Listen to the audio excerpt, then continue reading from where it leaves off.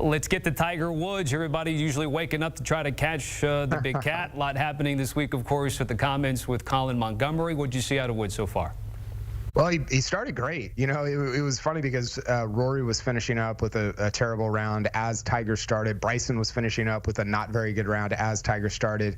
Tiger birdies the third hole. He's 1 under, 2 off the lead, and you're like, wow, this is not what I expected out of, you know, sort of the contrast there between him and Bryson. And then you see it has gone pretty poorly from there. One thing that Rory said about the golf course that I think applies to Tiger's round is it just magnifies your misses. And Tiger, as we know, is not as sharp as he would like. He's not as sharp as he has been over the course of his career. And you see the double on number 5. That's because, Tommy, he hit it in a bunker, not that bad of a shot, but he had to pitch out backwards, couldn't get up and down to make bogey, so he ended up with double there. This is just a place where double and triple gets brought into play a lot, and if you're not saving it with pars or with putts, which he has not so far on Thursday, then your score, if you're not precise from tee to green, can really get out of control in a hurry. Tiger Woods, same deal. Big cat out there. What did you make of Woods' round?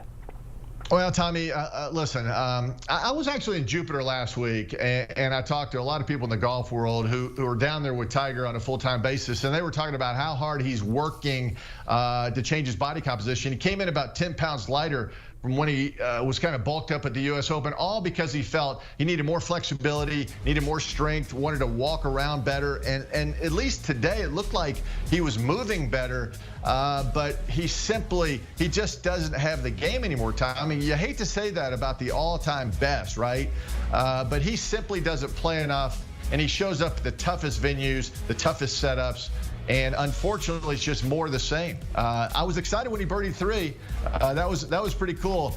But from the rest of the way, it was tough to watch. It really, really was. And I think Tiger, he said he'll have to shoot in the mid-60s to play on the weekend. Obviously, that's a goal. But I think after this Open Championship concludes, he's going to fly home where Charlie will play next week in the Junior Amateur, U.S. Junior Amateur in Michigan. But then after that, I think Tiger does need to reevaluate what his future playing career is going to be. I know people want him to play on PGA Tour Champions, which is about 1.5 years away. We shall see. But Tommy, this is tough to watch. It's tough to watch the greatest struggle mightily. We shall see how things unfold here over the next few months. No doubt, and we get at least one more round of Tiger Woods tomorrow. Yes. We know that for sure. Doug Bell joining us here. Doug, certainly appreciate it as always, with a first round recap of the Open Championship at Royal Troon. First Cut Podcast will also have you covered. Let me just give you a quick update on the betting board. Scottie Scheffler still the favorite at 4-1. Shane Lowry right behind him at 5-1. Xander Schauffele at plus 550, and then there's a steep drop-off after that. Justin Thomas, the next on the board at 14-1.